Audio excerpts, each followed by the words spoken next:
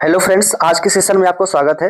आज मैं आपके लिए लेके आया हूँ टॉप 25 कंप्यूटर एमसीक्यूज लेके आया हूँ, जो आपके परीक्षा की दृष्टि से बहुत ही उपयोगी और यूजफुल है। तो अगर आप भी कंप्यूटर नॉलेज या सीपीसीटी या किसी भी एग्जाम्स की तैयारी कर रहे हैं, तो उसके लिए यह वीडियो आपके लिए बहुत ही महत्वपूर्ण होने वाली है, क्योंकि आज हम कुछ ऐसे एमसीक्यूज करेंगे जिसमें से कुछ ऐसी आपको नई जानकारी सीखने को यहाँ पे इस वीडियो के माध्यम से मिलेगी। तो चलिए हम बिना टाइम गंवाए इस वीडियो को शुरू करते हैं। और अगर वीडियो आपको अच्छी लगे तो चैनल को सब्सक्राइब और लाइक जरूर करिएगा और अपने दोस्तों के साथ भी शेयर जरूर करिए, ताकि जो हमारा वीडियो है ज्यादा से ज्यादा लोगों तक पहुंचे और उनके लिए यूजफुल हो सके। चलिए वीडियो को शुरू करते हैं।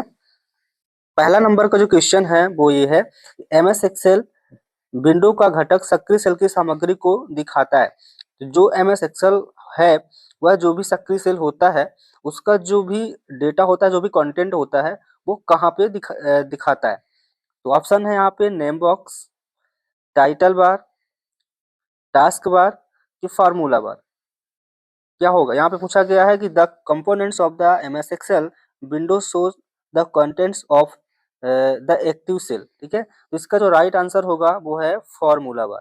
ठीक है फ्रेंड्स, आप जो भी डेटा, जैसे कि कोई सेल बना हुआ है, ठीक है, यहाँ पे जैसे अगर हम यहाँ पे लिख देते हैं, तो ये जो डेटा है, इस सेल का जो डेटा है वो हमें कहाँ पे दिखाई देगा फ्रेंड्स, फार्मूला बार में दिखाई देगा।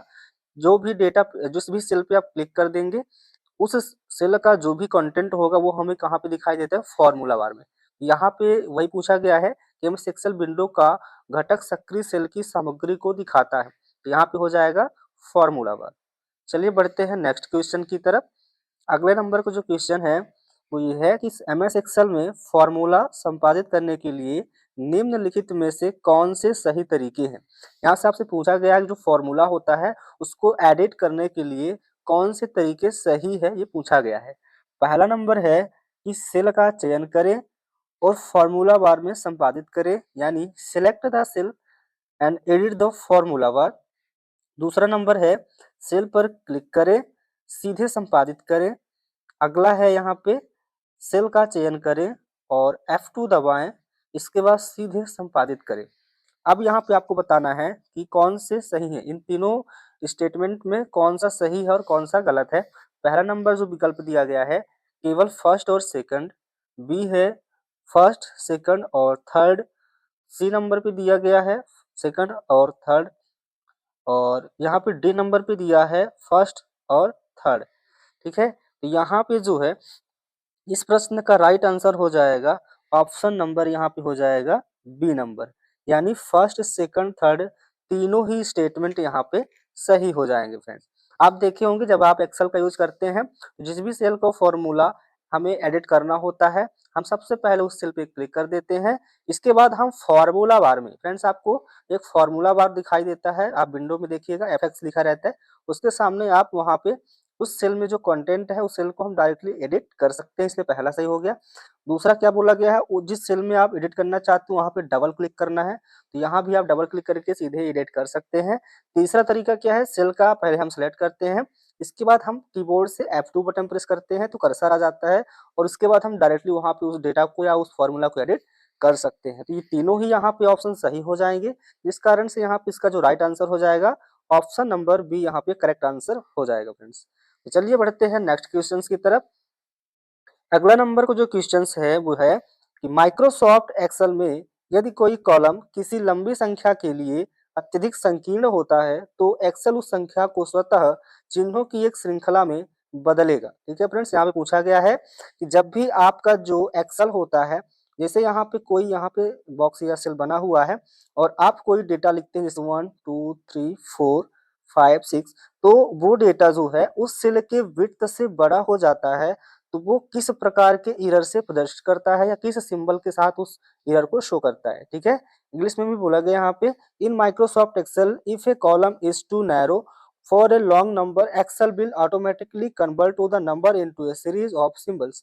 ठीक है, तो पहला नंबर का जो यहाँ पे ऑप्शन है वो है percentage, hatch, at the rate या एंड। ठीक है, तो यहाँ पे जो इस प्रश्न का राइट आंसर हो जाएगा वो हो जाएगा यहाँ पे हैच। ठीक है फ्रेंड्स, यहाँ पे हो जाएगा हैच, इस प्रश्न का राइट आंसर हो जाएगा।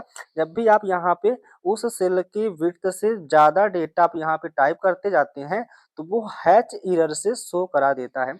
इसलिए इस प्रश्न का राइट आंसर होगा ऑप्शन नंबर बी। ठीक है फ्रेंड्स, अगला नंबर का जो क्वेश्चन है, एमएस एक्सेल के चार्ट को सपोर्ट करता है। जो एमएस एक्सेल है किस प्रकार के चार्ट को सपोर्ट करता है? पहला है कॉलम चार्ट या बार चार्ट, बी नंबर पे है pie chart, area chart, stock chart, surface chart, doughnut chart या बबल चार्ट या radar chart. Option number third है स्कैटर या लाइन चार्ट।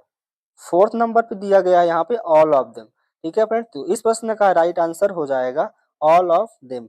ये जितने भी यहाँ पे जो चार्ट दिए गए हैं इसको आप ध्यान से देख लीजिए, परीक्षा में बार बार पूछा जाने वाला प्रश्न है। ये सभी प्रकार का जो चार्ट है एमएस एक्सेल के अंदर मौजूद होता है, इसलिए इस प्रश्न का राइट आंसर होगा option number D all of them. ठीक है, अगला नंबर क्वेश्चन है यहाँ पे, एमएस एक्सेल में किसी पंक्ति की अधिकतम ऊंचाई लगभग हो सकती है के बराबर की जा सकती है। ठीक है, यहाँ पे थोड़ा सा टाइपिंग एरर है। इसका मतलब यहाँ पे ये पूछा गया है कि एमएस एक्सेल में किसी रो की जो अधिकतम ऊंचाई है वो कितनी होती है। ठीक है, इंग्लिश में बोला गया है in MS Excel the maximum height of a row can be made as approximately equal to. ठीक है, यहाँ पे जो भी आप यहाँ पे जो सेल बनाते हैं, जो भी सीट होती है वर्क शीट में जो सेल होते हैं, तो इसमें जो इस सेल की जो अधिकतम ये हाइट होती है, इस रो की जो अधिकतम हाइट होती है वो कितना होता है। ठीक है, तो ऑप्शन नंबर यहाँ पे है ये 10 सेंटीमीटर, 5 सेंटीमीटर, 15 सेंटीमीटर या 20 सेंटीमीटर। देखो इस प्रश्न का जो आंसर हो यहाँ पे वो है यहाँ पे 15 सेंटीमीटर। ठीक है, अगर आपसे प्रश्न पूछता है पॉइंट में कितना होता है, ठीक है, दो प्रकार से प्रश्न पूछा जाता है ये वाला। ठीक है, तो पॉइंट में आपको बताना है 409, ठीक है 409, और अगर वही सेंटीमीटर में पूछे तो यहाँ पे इस प्रश्न का हो जाएगा 15 सेंटीमीटर। तो यहाँ पे इस प्रश्न का राइट आंसर हो जाएगा 15 सेंटीमीटर, पॉइंट में 409, याद रखिएगा ये 409 पॉइंट पे है, पॉइंट पे। अगला नंबर का जो क्वेश्चन है वो ये है कि एमएस एक्सेल में कुछ सेल को जोड़ने के लिए और सम्मिलित सेल के मध्य में सामग्री रखने के लिए किस टूल का उपयोग करेंगे। ठीक है, which tool will you use to join some cells and place the content at the middle of the joint cells in MS Excel. यहाँ पे ये बोला गया है कि अलग अलग जो सेल में डेटा लिखा गया है, ठीक है, इन दोनों सेल को आपस में जोड़ने के लिए और उसका जो डेटा है इस सेल दोनों सेल के मध्य में रखने के लिए इस विकल्प का यूज आप यहाँ पे करेंगे। ऑप्शन नंबर देख लीजिए, यहाँ पे पहला है यहाँ पे फॉर्मेट सेल, डायलॉग बॉक्स से मर्ज सेल चेक बॉक्स पर क्लिक करें। ठीक है, अगला नंबर है फॉर्मेट सेल, डायलॉग बॉक्स से केंद्रित संरेखण का चयन करें। अगला नंबर है यहाँ पे फॉर्मेट सेल, डायलॉग बॉक्स से मर्ज और केंद्र चेक बॉक्स चुने। और यहाँ डी नंबर इसका है यहाँ पे फॉर्मेटिंग टूल बार पर मर्ज और केंद्र टूल बार पर क्लिक करें। तो जो इस प्रश्न का राइट आंसर हो जाएगा वो ऑप्शन नंबर यहाँ पे डी हो जाएगा कि हम सबसे पहले यहाँ पे फॉर्मेटिंग टूल बार पर मर्ज करते हैं और सेंटर करते हैं, तो जो डेटा है वो मध्य में मर्ज हो जाता है, एकत्रित हो जाता है, उसमें जुड़ जाता है। अगला नंबर यहाँ पे प्रश्न दिया गया फ्रेंड्स, यहाँ पे निम्नलिखित में से कौन सा एमएस एक्सेल का एक वैध फंक्शन नहीं है। यहाँ पे आपको बताना है कि ऐसा कौन सा फंक्शन है इस विकल्प में से जो कि एमएस एक्सेल का एक वैलिड फंक्शन नहीं है। Which of the following is not a valid function in MS Excel. Option number A है सम, ऑप्शन नंबर बी है काउंट, ऑप्शन नंबर सी है सब्ट्रैक्ट, ऑप्शन नंबर डी है count all. ठीक है, तो यहाँ पे जो इस प्रश्न का राइट आंसर होगा वो ये है सब्ट्रैक्ट। सब्ट्रैक्ट इस एमएस एक्सेल का वैलिड फंक्शन नहीं होता फ्रेंड्स। अगला नंबर का जो क्वेश्चन है कि निम्नलिखित में से किसका उपयोग किसी सक्रिय सेल को वर्तमान पंक्ति के पहले कॉलम में ले जाने के लिए किया जाता है। Which of the following used to move an active cell to the first column on the current row. ठीक है, यहाँ बोला गया है जैसे आपके पास ये यहाँ पे वर्कशीट है, अब इस वर्कशीट पे आप यहाँ पे हैं, इस सेल पे काम कर रहे हैं और पहले सेल पे आपको जाना है, तो कौन से बटन का यूज करके आप यहाँ पे मूव कर सकते हैं इस तरह से पहले नंबर वाले सेल पे। ठीक है, पहला नंबर का जो विकल्प दिया गया है यहाँ पे पेज अप है, कंट्रोल के साथ होम, या पेज डाउन या होम। तो इस प्रश्न का जो राइट आंसर होगा वो होगा होम। हम जैसे ही अपने कीबोर्ड से होम बटन प्रेस करेंगे तो हम इस सेल से डायरेक्टली हम पहले सेल पे आ जाते हैं। ठीक है फ्रेंड्स, याद रखिए पहले सेल पे जाने के लिए हम यहाँ पे होम प्रेस करेंगे। अगला नंबर का जो क्वेश्चन है वो ये है, एक्सेल में डोनट चार्ट कुछ इस प्रकार है। ठीक है, तो कहने का मतलब ये होता है कि जो डोनट चार्ट है वो किसके प्रकार दिखाई देता है। ठीक है, तो डोनट चार्ट कैसा होता है फ्रेंड्स, यहाँ पे मैं आपको दिखाने का ट्राई करता हूँ। यहाँ पे देखिए इस प्रकार से कुछ आपका जो है ये डोनट चार्ट होता है। एक के अंदर एक सर्कल होता है यहाँ पे। ठीक है, और उसके अंदर इस तरह से आपको देखने को मिल जाएगा। ठीक है, ये होता है आपका डोनट चार्ट। तो इस जैसा कौन सा होता है, तो इस प्रश्न में देखिए bubble chart, bar chart, scatter chart या pie chart.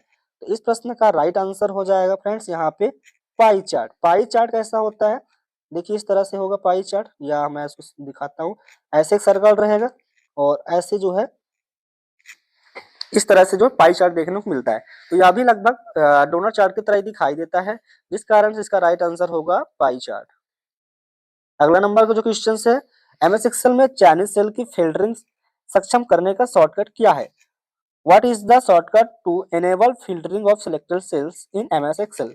Control shift plus L, control के साथ एफ, या alt plus control alt click plus L, या शिफ्ट प्लस एफ। ठीक है, तो यहाँ पे इस प्रश्न का राइट आंसर क्या है यहाँ पे, तो इस प्रश्न का राइट आंसर है यहाँ पे कंट्रोल शिफ्ट प्लस एल। यहाँ पे जैसे इसको प्रेस करेंगे तो चयनित सेल्स की फिल्टरिंग हो जाती है।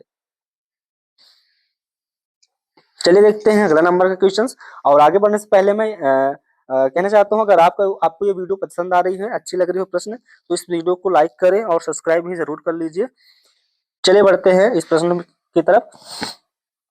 तो पूछा गया यहाँ पे माइक्रोसॉफ्ट एक्सेल में हमेशा बराबर चिन्ह से शुरू होता है, यानी कि हम एमएस एक्सेल के अंदर बराबर साइन के साथ क्या शुरू करते हैं, नंबर, फॉर्मूला, टेक्स्ट या टेबल्स। ठीक है, इस प्रश्न बहुत इजी क्वेश्चन यहाँ पे देखने को मिल रहा है। तो ये है यहाँ पे फॉर्मूला, इस प्रश्न का राइट आंसर हो जाएगा। जब भी हम कोई फंक्शन या फार्मूला टाइप करते हैं एमएस एक्सेल के अंदर, तो हम उससे पहले हम बराबर साइन लगाते हैं, इसके बाद हम जो है फंक्शन या फार्मूले टाइप करते हैं। अगला नंबर का क्वेश्चन है, एमएस एक्सेल में पंक्ति D10 से D15 तक कॉलम डी में संख्यात्मक मान जोड़ने के लिए निम्न सूत्र का उपयोग किया जाना चाहिए। यानी in MS Excel to add numeric value in column D from rows D10 to D15 the formula that should be used is.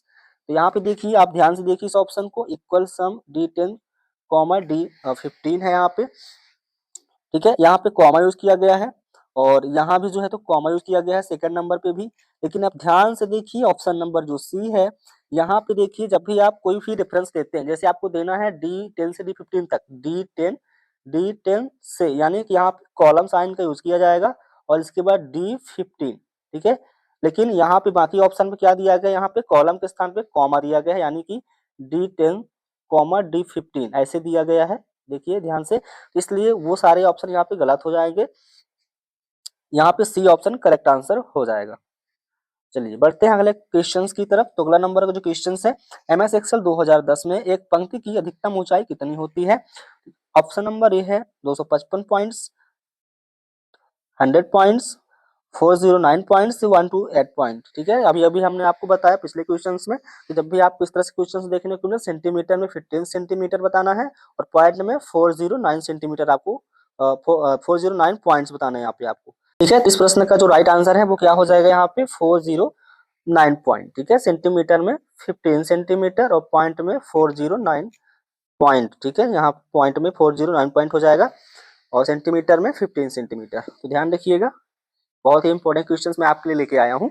चलिए बढ़ते हैं अगले क्वेश्चंस की तरफ। तो अगला नंबर जो क्वेश्चंस है, एक्सेल में एकल कक्षों में रखे गए छोटे चार्ट को क्या कहा जाता है। यानी जो भी आपका यहाँ पे सेल होता है, इन सेलों में जो डेटा होता है, जैसे कि हम यहाँ पे मान के चले कि यहाँ पे अगर हम यहाँ पे देखें किसी का परसेंट या नंबर देख लेते हैं, कि पहले इन्होंने यहाँ पे देखिए, यहाँ पे पहले एक में 80 पाए एक विषय में। ठीक है, ये मान लेते हैं ये मैथ है, और ये इंग्लिश में इन्होंने जो है तो 70 पाए, हिंदी में जो है इन्होंने 50 पाए हैं। ठीक है, या ऐसे कर लेते हैं, हिंदी में इन्होंने 95 पाए हैं।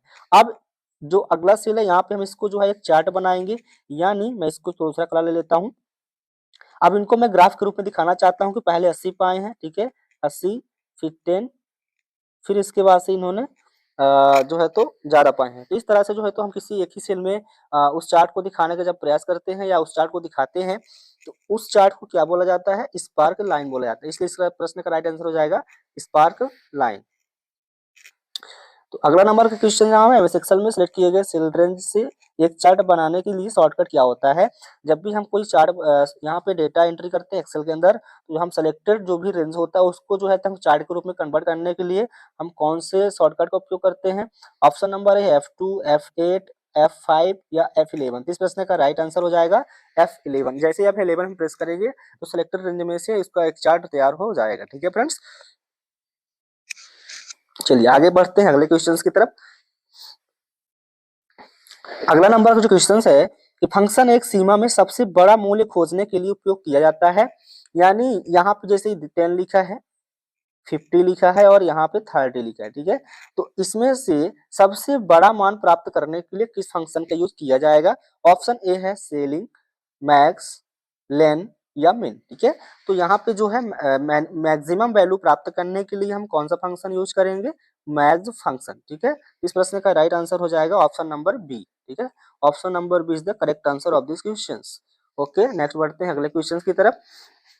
अगला नंबर का जो क्वेश्चंस है, एमएस एक्सेल 2016 में निम्नलिखित फॉर्मूला का क्या परिणाम आता है? ठीक है, अगर आप यहाँ पे ये फंक्शन लगाते हैं, यहाँ पे देखिए आप अगर आप इस तरह से फंक्शन यूज करते हैं एक्सेल के अंदर, यानी इक्वल लगाते हैं, मिनिमम लगाते हैं और इसके बाद यहाँ पे 10, 20, 30, 40, 50 इस तरह से आप वहाँ पे डेटा रहता है तो उसका क्या परिणाम आएगा? ठीक है, तो यहाँ पे अभी हमने देखा मैक्स में क्या होता है कि मैक्सिमम वैल्यू लाता है, उसी तरह से मिन में क्या होगा? मिनिमम वैल्यू ला। यहाँ पे मिन लिखा यानी कि मिनिमम। ठीक है, तो मिनिमम इसमें मिनिमम क्या है? 10 है। ठीक है, इस प्रश्न का राइट आंसर हो जाएगा ऑप्शन नंबर सी यानी कि 10। यहाँ पे इसका राइट आंसर हो जाएगा फ्रेंड्स। चलिए बढ़ते हैं नेक्स्ट क्वेश्चंस की तरफ। अगला नंबर क्वेश्चन है, एमएस एक्सेल में मोड फंक्शन फलन के लिए प्रयोग किया जाता है। यानी कि मोड फंक्शन का यूज क्या होता है? भाग से प्राप्त शेषफल के लिए, पूर्ण संख्या का मापांक के लिए, यानी भाग से प्राप्त भागफल के लिए, या पूर्ण संख्या को मापांक में बदलने के लिए। ठीक है, तो मोड फंक्शन का यूज क्या होता है? जैसे अगर हम यहाँ पे 3 से भाग देते हैं 5 में, ठीक है, तो अगर हम यहाँ पे देखें तो क्या हो जाएगा? 3 आ जाएगा और बचेगा 2। ठीक है, यहाँ पे 2 बचेगा, ये और यहाँ पे 1 आ जाएगा। तो जो 2 बचा हुआ है रिमाइंडर है। ठीक है, ये रिमाइंडर है। शेषफल प्राप्त करने के लिए हम कौन सा फंक्शन यूज करते हैं? यहाँ पे मोड फंक्शन। ठीक है, तो मोड फंक्शन यूज किया है कि रिमाइंडर प्राप्त करने के लिए। ठीक है, शेषफल प्राप्त करने के लिए हम मोड फंक्शन का यूज करते हैं। तो इसलिए इस प्रश्न का राइट आंसर हो जाएगा ऑप्शन नंबर ए। अगला नंबर क्वेश्चन है, एमएस एक्सेल में निम्न में से कौन सा वैलिड फंक्शन नहीं है? पहला है एबीएस, बी मोड, सी मिड या डी ऐड। ठीक है, तो यहाँ पे बहुत ही सरल क्वेश्चन यहाँ पे देखने को मिल रहा है। ये तीनों ही प्रकार के क्या है? फंक्शन है, लेकिन जो ऐड है ये कोई भी फंक्शन यहाँ पे एमएस एक्सेल के अंदर नहीं है, जिस कारण से ऐड यहाँ पे इस प्रश्न का राइट आंसर हो जाएगा।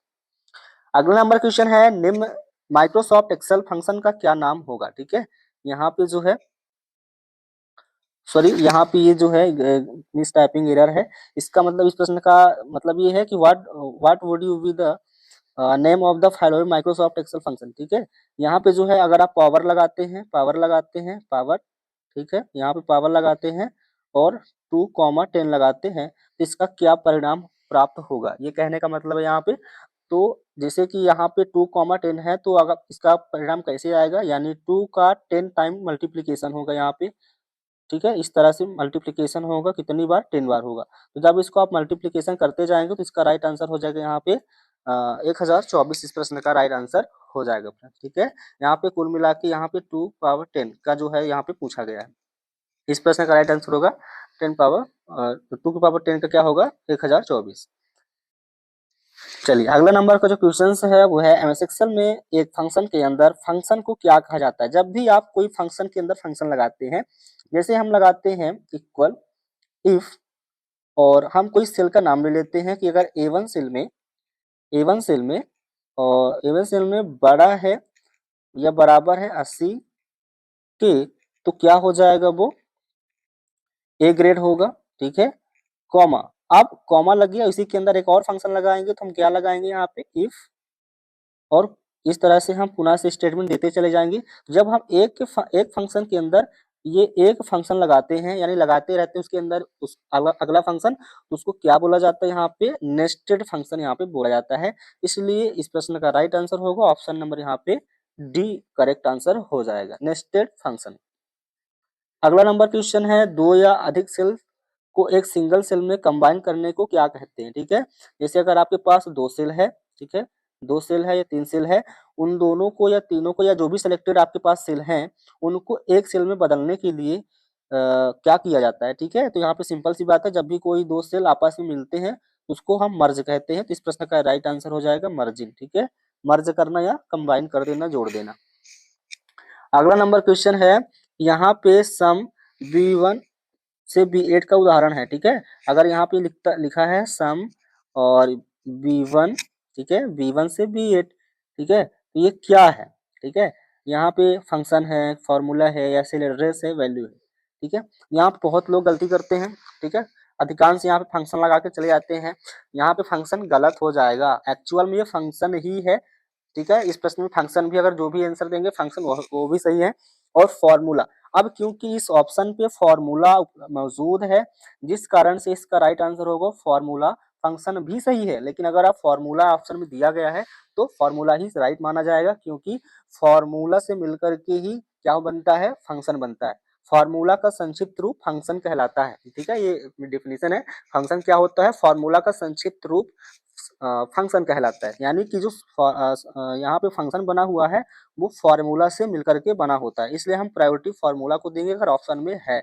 अगर ऑप्शन में यहाँ पे फॉर्मूला ना होता तो हम सीधे फंक्शन कह सकते हैं। तो अभी इस फिलहाल इस प्रश्न में इसका राइट आंसर क्या हो जाएगा, फॉर्मूला हो जाएगा। चलिए बढ़ते हैं नेक्स्ट क्वेश्चन की तरफ। अगला नंबर जो क्वेश्चन है, एक्टिव सेल कहलाती है। ठीक है, एक्टिव सेल किसे कहते हैं। पहला है यहाँ पे सबसे पहली सेल को, या सबसे आखिरी सेल को, या वर्तमान सेल जिस पर यूजर डेटा एंटर करता है। ठीक है, तो इसलिए यहाँ पे इस प्रश्न का राइट आंसर क्या हो जाएगा, वर्तमान सेल यानी करंट सेल, जिस पे डेटा जो है तो यूजर उसी समय पे जो क्या करता है, एंटर करता रहता है। ठीक है, जिस सेल में हम डेटा एंटर करते रहते हैं उस सेल को क्या कहते हैं, एक्टिव सेल कहते हैं। चलिए बढ़ते हैं नेक्स्ट क्वेश्चन की तरफ। तो आज का सेशन का ये लास्ट क्वेश्चन है। ठीक है, यहाँ पे लास्ट सेशन में ये लास्ट का क्वेश्चन है, एक्सेल में control shift plus semi column या से क्या होता है। ठीक है, अगर हम ये शॉर्टकट प्रेस करते हैं control plus shift plus semi column, तो क्या हम यहाँ पे ऐड करते हैं आपके एक्सेल के अंदर, डेट इंसर्ट होता है, या टाइम इंसर्ट होता है, या इमेज इंसर्ट होती है, या नंबर इंसर्ट होता है। तो मैं चाहूंगा कि इस प्रश्न का आप कमेंट के माध्यम से जरूर बताएं इस प्रश्न का राइट आंसर क्या होगा। ठीक है, और वीडियो अच्छा लगे तो चैनल सब्सक्राइब जरूर करें, कमेंट के माध्यम से बताएं कि आपको वीडियो कैसा लगता है, या हमें और भी किस टॉपिक पे वीडियो बनाना है, आपको किस टॉपिक पे वीडियो चाहिए।